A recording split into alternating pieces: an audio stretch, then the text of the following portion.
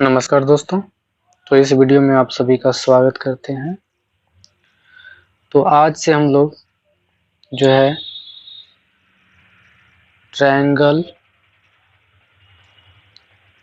Triangles यानी त्रिभुज को शुरू करेंगे। तो इस वीडियो में हम त्रिभुज के बारे में, फिर इनके प्रकारों के बारे में और सर्वागसम आकृतियां क्या होती है उनको देखेंगे, और उनके बाद सर्वागसमता के कौन कौन से नियम है और कितने नियम है उनको बारी बारी से पढ़ेंगे। तो आप लोग हेडिंग डाल लीजिए त्रिभुज, और ये क्लास नाइन्थ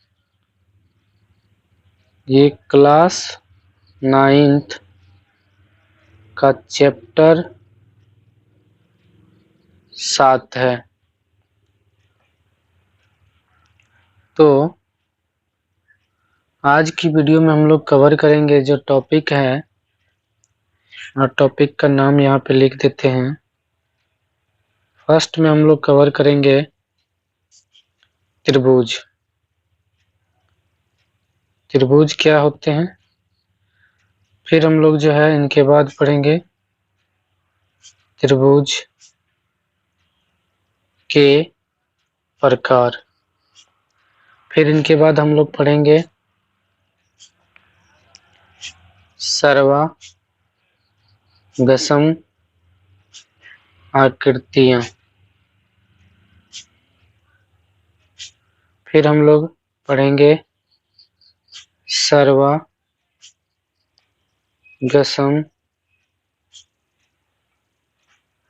सर्वागसम के नियम। तो आज की वीडियो में हम लोग इन्हीं चारों टॉपिक को डिस्कस करेंगे, इन्हीं चारों को पढ़ेंगे। तो चलिए हमारा जो पहला टॉपिक है इनको हम लेके डिस्कस करते हैं। तो फर्स्ट टॉपिक क्या लिखे हैं, सबसे पहले लिखे हैं त्रिभुज। क्या लिखे हैं, त्रिभुज। त्रिभुज क्या होता है इनके बारे में हम लोग जानेंगे। चलिए, तो देखिए त्रिभुज क्या होता है। कोई भी फिगर होगा और वह 3 भुजाओं से यानी 3 साइड से घिरा होना चाहिए। अगर कोई भी फिगर 3 साइड से घिरा हो तो उन्हें क्या कहेंगे, त्रिभुज कहेंगे। इन्हें क्या कहेंगे, त्रिभुज कहेंगे।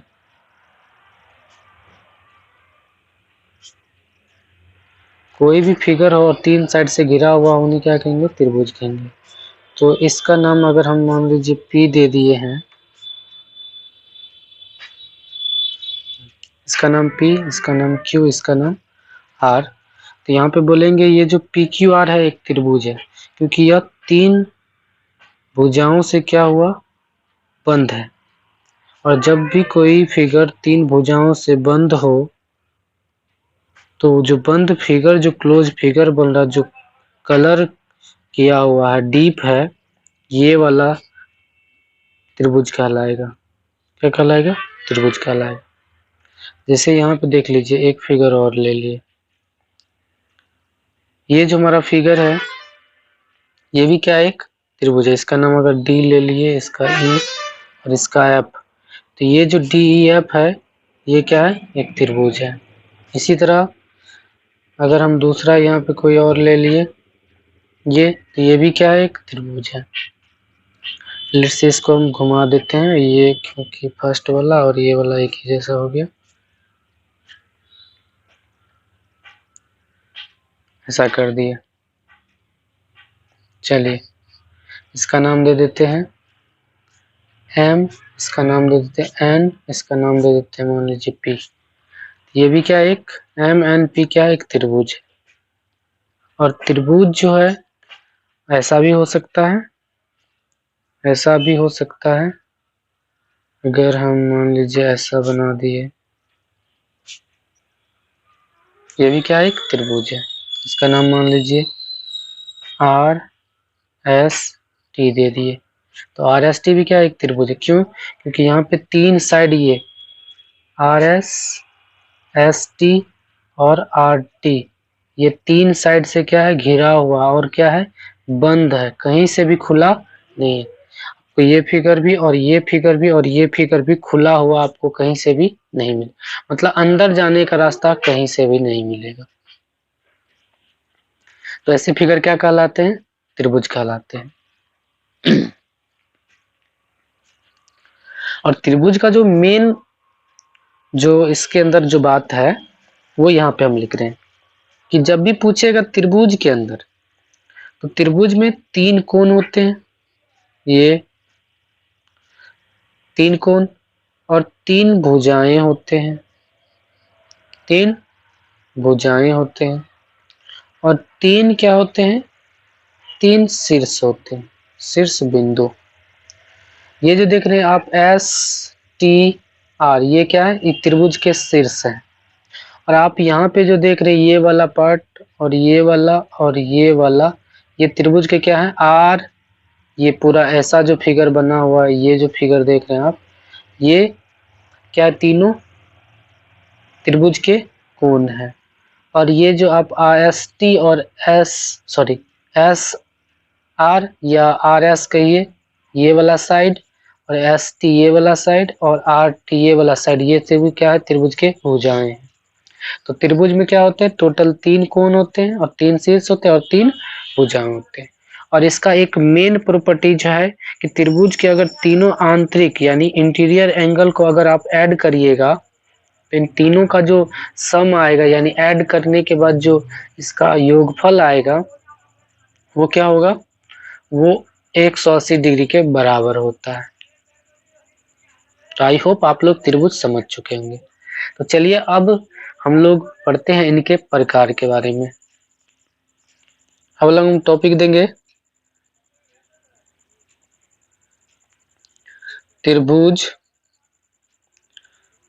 त्रिभुज के प्रकार। तो देखिए त्रिभुज को दो भागों में बांटा गया है। त्रिभुज को कितने भागों में, दो भागों में। तो पहला जो हमारा है ये है कोण के आधार पर, कोण के आधार पर। और दूसरा जो हमारा है ये है भुजा के आधार पर।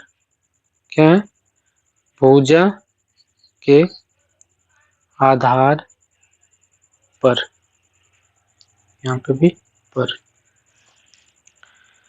तो सबसे पहले पढ़ेंगे कोण के आधार पर कितने प्रकार के होते हैं। यानी त्रिभुज को ना दो तरह से बांटा गया, एक तो कोण के हिसाब से क्योंकि त्रिभुज में तीन कोण होते हैं, और एक भुजा के आधार पर, त्रिभुज में तीन भुजाएं होते हैं।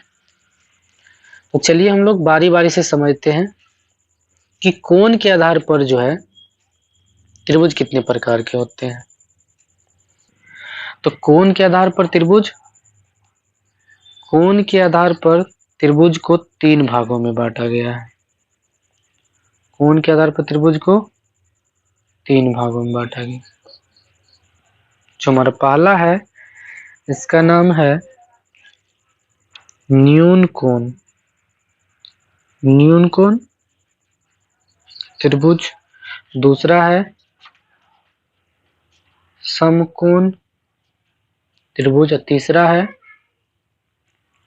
अधिक कोण त्रिभुज। यानी इंग्लिश में इसका नाम है एक्यूट, एक्यूट एंगल्ड ट्रायंगल,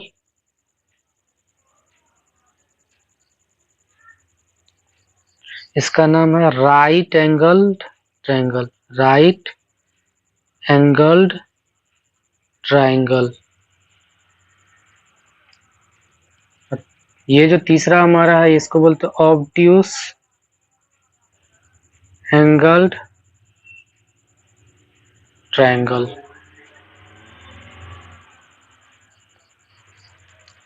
अब समझते हैं बारी बारी से कि न्यून कोण जो है न्यूनकोण त्रिभुज क्या होते हैं? तो देखिए, अगर कोई भी त्रिभुज होगा, उस त्रिभुज के तीनों कोनों को देखना है। कितने कोनों को? तीनों कोनों को। लेट्स से इसका नाम अगर हम आर दे दे, इसका नाम एस दे दे और इसका नाम टी दे दे, तो आपको ये देखना है कि आर वाला कोण जो है और एस वाला कोण जो और टी कोण जो है, इन तीनों में से कोई भी कोण जीरो से या तो बड़ा होगा, जीरो से हमेशा क्या होगा? बड़ा होगा। हमेशा क्या होगा? बड़ा। और 90 से हमेशा क्या होगा? छोटा होगा। अगर इसके बीच में, यानी 0 से बड़ा और 90 के बीच में तीनों कोण का वैल्यू अगर दिखे आपको किसी भी त्रिभुज के अंदर, तो ऐसे त्रिभुज को क्या कहेंगे? न्यूनकोण त्रिभुज कहेंगे। एक बार फिर से सुनिए, क्या कहें हम कि कोई भी त्रिभुज के तीनों कोनों को देखना है। अगर तीनों कोनों में से किसी भी कोण का माप जो है 90 से बड़ा नहीं है और 0, तो किसी भी त्रिभुज का कोण का माप, किसी भी कोण का माप 0 नहीं हो सकता है। ठीक है? और त्रिभुज में खास करके किसी भी कोण का माप त्रिभुज में 0 नहीं होता। हमेशा 0 से क्या होगा? बड़ा होगा। और 90 से क्या होगा? छोटा होगा। अगर ऐसा हुआ तो ऐसे त्रिभुज को क्या कहेंगे? न्यूनकोण त्रिभुज कहेंगे। चलिए अब आते हैं समकोण पे। तो समकोण देखिए, समकोण त्रिभुज क्या होते हैं?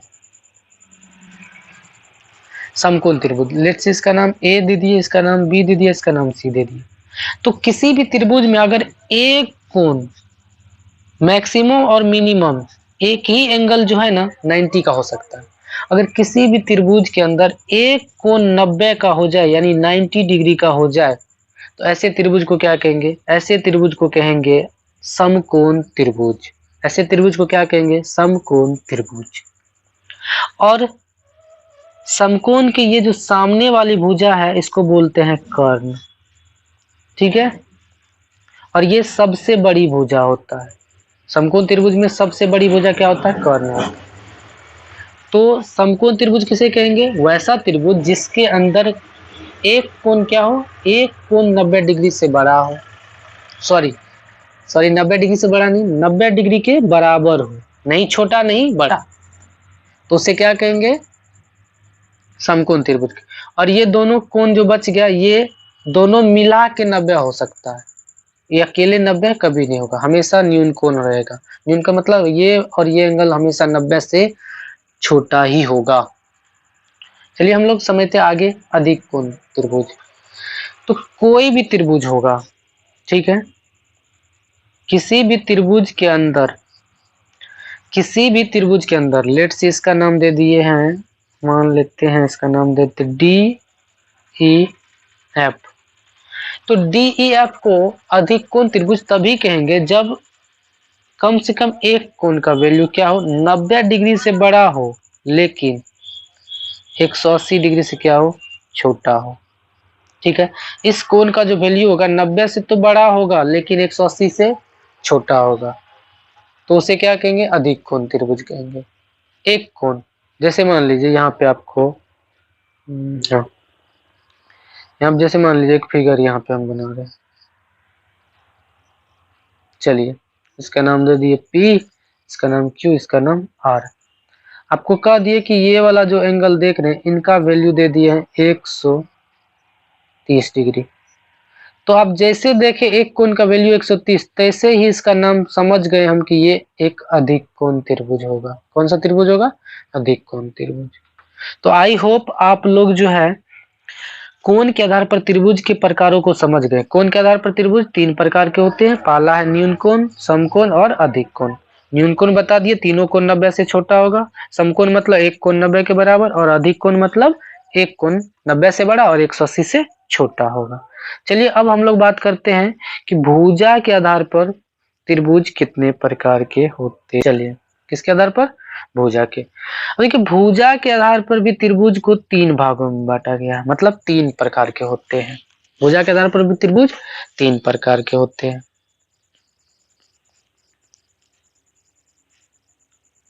कितने प्रकार के? 3 प्रकार के। पहला जो है इसको बोलते हैं समबाहु। क्या बोलते हैं? समबाहु त्रिभुज। इसको बोलते हैं समद्विबाहु। समद्विबाहु त्रिभुज। तीसरा जो है विषम बाहु। विषम बाहु त्रिभुज। इसका इंग्लिश में कहते हैं इक्विलेटरल, इक्विलेटरल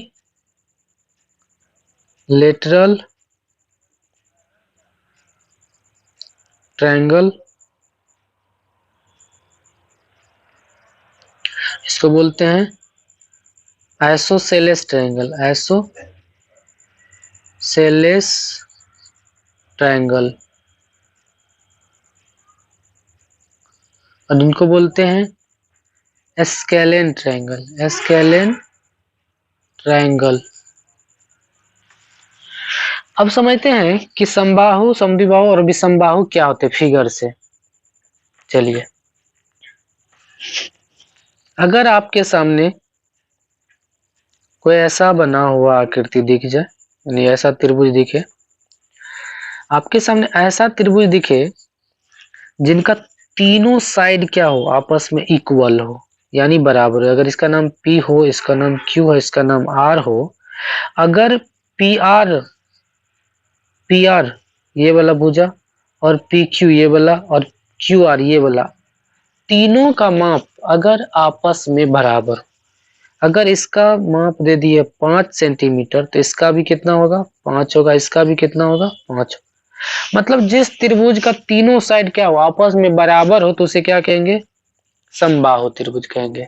क्या कहेंगे, समबाहु त्रिभुज कहेंगे। ओके, अब चलते हैं समद्विबाहु पर। समद्विबाहु का मतलब होता है नामे का, देखिए नाम सम का मतलब समान, द्वि का मतलब दो, और बाहु का मतलब भुजा। तो एक वैसा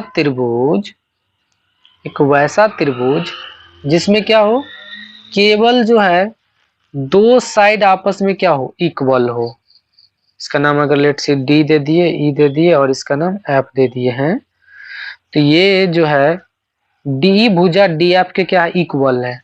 जब किसी भी त्रिभुज के अंदर दो भुजाएं आपस में बराबर हो जाती है तो उन्हें क्या कहते हैं, समद्विबाहु त्रिभुज कहते हैं। चलिए हम लोग करते हैं बात विषमबाहु का। तो विषमबाहु क्या होते हैं कि एक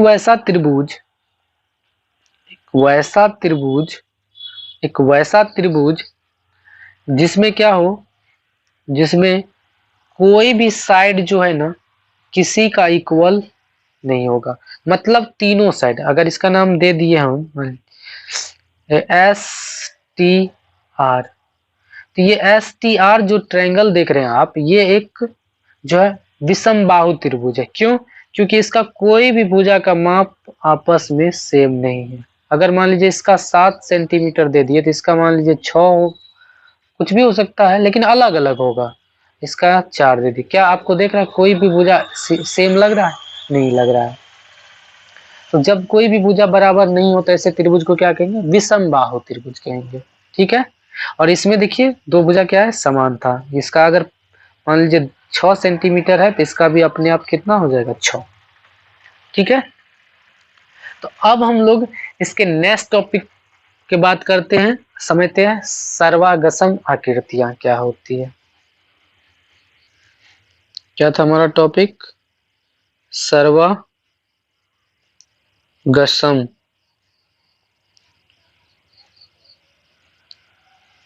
आकृतियां, कॉन्ग्रुएंट फिगर्स।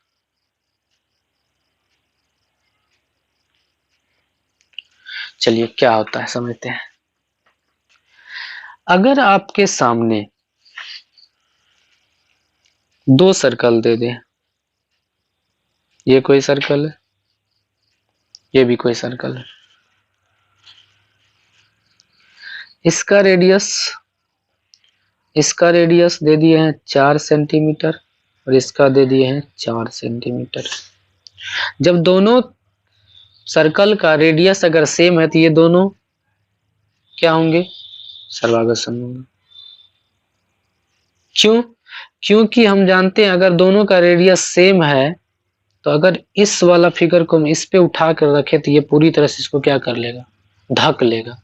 तो वैसा दो चीज जो एक दूसरे को ढक ले तो एक दूसरे का क्या कहेंगे, सर्वागसम कहेंगे। तो कोई भी चीज होता है, चाहे सर्कल हो चाहे आपके सामने ये ट्रायंगल बना रहे हैं, ये इस ट्रायंगल को इसी का कॉपी, एक कॉपी कर लेते हैं और यहाँ क्या कर देते हैं, पेस्ट। इसका नाम दे देते हैं हम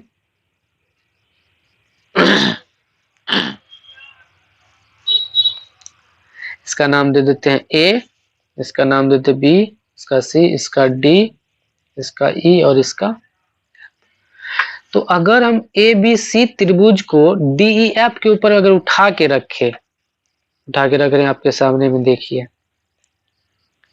इस त्रिभुज को हम अगर इसके ऊपर रखे तो ये पूरी तरह से ढक लिया कि नहीं ढक लिया? क्या आपको डी ई एफ त्रिभुज दिखाई दे रहा है? बिल्कुल नहीं दे रहा होगा। क्यों? क्योंकि ये दोनों का जो है, इस दोनों त्रिभुज का जो है, इस दोनों त्रिभुज का शेप और साइज दोनों क्या है, सेम है। दोनों क्या है, सेम है। जब किसी भी दो आकृति का शेप एवं साइज क्या हो, इक्वल हो, तो उन्हें क्या कहेंगे, एक दूसरे का सर्वागसम कहेंगे। क्या कहेंगे उसे? सर्वागसम आकृतियां कहेंगे, यानी सर्वागसम फिगर कहेंगे, यानी कॉन्ग्रुएंट फिगर्स कहेंगे। तो उसको लिखेंगे कैसे? तो लिखेंगे चूंकि ट्रायंगल जो हमारा ए बी सी है ये कॉन्ग्रुएंट है, तो कॉन्ग्रुएंट का चिन्ह कैसे देते हैं? बराबर के ऊपर में आप अगर ऐसा लकीर देते, ऐसा कुछ चिन्ह दे देते तो इसे क्या बोलते हैं? सर्वागसम का चिन्ह बोलते हैं। इसे सर्वागसम का चिन्ह बोलते हैं। ये किसका सर्वागसम है? तो ट्रायंगल डी ई एफ का, डी ई एफ का। तो क्या हमेशा हम क्या करेंगे, एक फिगर को दूसरे फिगर के ऊपर रख के देखेंगे तब कहेंगे सर्वागसम है? हमेशा तो ऐसा पॉसिबल नहीं है। तो इसी सब समस्या को दूर करने के लिए इसके लिए कुछ नियम बनाए गए। अगर वो नियम को फॉलो करता है दोनों आकृतियां, तो उन्हें क्या कहेंगे, एक दूसरे का सर्वागसम। ठीक है, तो चलिए उन नियमों को हम लोग पढ़ते हैं। पढ़ेंगे जो हमारा टॉपिक है सर्वागसम, सर्वागसम के नियम, सर्वागसम के नियम। तो इनका टोटल 5 नियम है। कितने नियम है? 5 नियम है। इनमें टोटल कितने नियम है? तो 5 नियम है। जो हमारा पहला नियम है, पहला नियम है ये है एस एस एस, मतलब साइड साइड साइड, यानी भुजा भुजा भुजा। पहला जो हमारा नियम है ये है S S S. S S S, ये ट्रिपल एस क्या है? अगर आपके सामने कोई भी दो ट्रायंगल बना के दे दिया है, ओके, इनको कर लेते हैं कॉपी, यहाँ कर देते हैं पेस्ट। तो आपके सामने जो ये दो फिगर दिख रहा है, लेट्स इसका नाम अगर हो ए, इसका नाम हो बी, इसका सी, और इसका डी हो, इसका ई हो, इसका एफ हो। तो ये जो ए बी सी और डी ई एफ जो त्रिभुज देख रहे हैं ना, ये दोनों त्रिभुज को ट्रिपल एस से सर्वागसम तभी कहेंगे जब इस त्रिभुज का ये वाला साइड इस त्रिभुज के ये वाला साइड के क्या हो जाए, इक्वल हो जाए।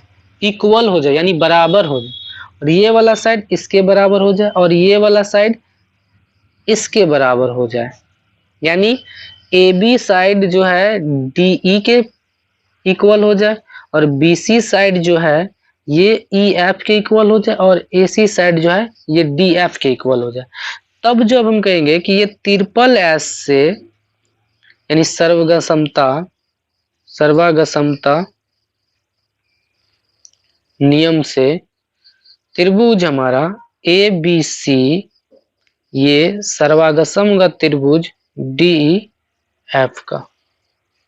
जब दो फिगर में, यानी दो त्रिभुज में, दोनों त्रिभुज का क्या हो, संगत भुजाएं एक दूसरे का क्या कहलाएगा, संगत भुजाएं आपस में बराबर हो, तब हम उन्हें क्या कहते हैं, ट्रिपल एस से, यानी एस एस एस सर्वांग समता से ये दोनों त्रिभुज आपस में क्या है, समरूप। चलिए हम लोग अब पढ़ते हैं नेक्स्ट सर्वांग समता नियम को। तो नेक्स्ट जो दूसरे नंबर का है ये है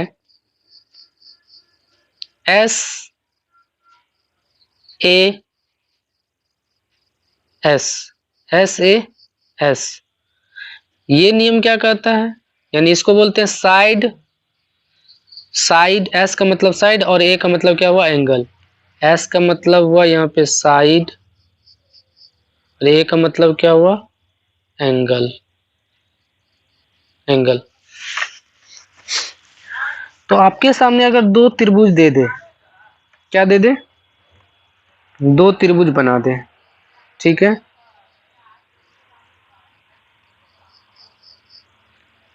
दो त्रिभुज बना दे, इसका नाम दे दिए हम, मान लीजिए पी क्यू और इसका नाम दे दिए डी ई एफ। तो ये पी क्यू आर जो त्रिभुज को डी एफ के सर्वागसम तभी बोलेंगे जब क्या हो, इस त्रिभुज का ये वाला साइड इस त्रिभुज के इस वाला साइड के बराबर हो जाए और ये वाला साइड यानी इस ये वाला साइड क्यू आर जो है, ये क्यू आर साइड जो है ये ई एफ के बराबर हो जाए और इन दोनों साइड के जो बीच में एंगल बन रहा है ये एंगल भी आपस में क्या हो जाए, बराबर हो जाए।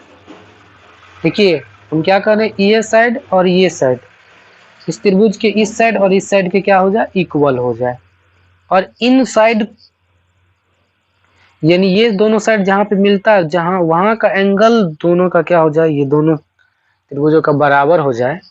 तो ये दोनों त्रिभुज आपस में क्या होंगे, एस ए एस सर्वागमता नियम से, एस ए एस सर्वागमता नियम से ये दोनों त्रिभुज क्या होंगे, सर्वागसम हो गए। यानी तभी ये रूल इसमें लगेगा जब ये साइड इसके बराबर हो जाए, ये साइड इसके बराबर और दोनों इस दोनों साइड के बीच में जो एंगल है यानी दोनों साइड के मिलने से जो एंगल बन रहा है वो एंगल भी आपस में क्या हो जाए, बराबर हो जाए। ठीक है, तो चलिए हम लोग तीसरा नंबर का रूल क्या कहता है, तीसरा यहाँ देख लेते हैं, इसको छोटा कर लेते हैं। चलिए तीसरा जो हमारा रूल है ये रूल है ए एस ए, यानी angle angle side angle, angle side angle. ये नियम क्या कहता है कि अगर आपके सामने दो फिगर दे दिया, ये दे दिया है और इन्हीं का सेम हो बहु यहाँ पे ये दे दिया, इसका नाम मान लेते हैं P है, इसका नाम Q है, इसका नाम R है, इसका A है, इसका मान लेते B है, इसका C है। अगर इस त्रिभुज का ये वाला साइड इस त्रिभुज के इस साइड के बराबर हो, ठीक है, और इस त्रिभुज का P कोण इस त्रिभुज के A कोण के बराबर हो और इस त्रिभुज का Q कोण इस त्रिभुज के क्या हो, B कोण के बराबर हो। मतलब कहने का इस त्रिभुज का कोई भी दो गो साइड इस त्रिभुज के कोई भी दो गो साइड के बराबर हो जाए, यानी सॉरी दो गो कोण इस त्रिभुज का दो कोण इस त्रिभुज के दो कोण के बराबर हो जाए और उन दोनों कोणों के बीच वाली भुजा भी अगर आपस में बराबर हो जाए तब इन दोनों त्रिभुज को क्या कहेंगे, ए एस ए सर्वागसमता से ये दोनों त्रिभुज क्या है, सर्वागसम है। चलिए तो चौथा रूल पढ़ते हैं। चौथा रूल क्या कहता है, चौथा जो हमारा रूल है ये है ए ए एस, यानी एंगल एंगल साइड। अब इसका क्या मतलब, ये क्या कह रहा है, देखिए आपके सामने ये फिगर बना दिए, इसका कर लेते कॉपी और यहाँ पे डाल दी। चलिए अब हम क्या करते हैं, इसका नाम दे देते P Q R, इसका नाम देते S T R। अब देखिए इस त्रिभुज का कोई दो कोण कोई भी दो कोण, ठीक है, कोण Q कोण T के बराबर हो जाए, अब कोण R कोण सॉरी यहाँ पे R नहीं एस टी, यहाँ पे हम ले लेते यू, ले लेते यू, इस यू कोण के बराबर हो जाए और कोई भी एगो साइड आपस में बराबर हो जाए, यानी कोई भी दो कोण और कोई भी एक साइड अगर आपस में बराबर हो गया है किसी भी दो त्रिभुज के अंदर, तो ये दोनों त्रिभुज ए एस सर्वगा समता नियम से दोनों त्रिभुज समरूप होंगे। ठीक है, तो अगला हम लोग देखते हैं रूल पांचवा रूल, यही देख लेते हैं, इसको कर लेते हैं मिनिमाइज। चलिए पांचवा रूल क्या कहता है, इसका नाम है RHS, यानी राइट एंगल हाइपोटेनस और साइड। मतलब क्या हुआ, इनको देखिए समझते हैं, ये एक फिगर है, ओके, वो इसको थोड़ा सा कर लेते हैं, गुड, ये हो तो कॉपी मारते हैं, यहाँ पेस्ट करते हैं, गुड। चलिए इसका नाम दे देते हैं ए बी सी, इसका नाम देते P Q R। देखिए RHS का मतलब राइट एंगल, किसी भी दो त्रिभुज के अंदर एक कोण 90 डिग्री का हो, यानी इसका भी एक कोण 90 और इसका भी एक कोण 90 है, और इस 90 के सामने वाली भुजा कर्ण भी आपस में क्या हो, बराबर हो, कर्ण भी क्या हो आपस में बराबर हो, और कोई भी एक साइड यानी PQ और RQ में और AB और BC में कोई भी एक साइड इक्वल हो जाए, यानी एक कोण 90 डिग्री का हो दोनों में और कर्ण दोनों का क्या हो, बराबर हो, यानी समकोण त्रिभुज में 90 डिग्री के सामने वाली भुजा को क्या कहते हैं, कर्ण कहते हैं। और इस अगर कर्ण दोनों का बराबर हो और कोई भी एक साइड इस त्रिभुज का और इस त्रिभुज का क्या हो, आपस में इक्वल हो जाए, तो ऐसे त्रिभुज, तब ये दोनों त्रिभुज को क्या कहेंगे, ये त्रिभुज RHS सर्वागा समता के नियम से, यानी त्रिभुज ABC सर्वागसम होगा त्रिभुज PQR का, किस नियम से, तो RHS के नियम से। तो आई होप आप लोग समझ चुके होंगे कि इसका 5 रूल क्या कहता है और कब लगाना है। तो चलिए इनको हम लोग अगले वीडियो में अच्छे से सवाल पे अप्लाई करेंगे और सवाल को सॉल्व करेंगे। तब तक के लिए धन्यवाद।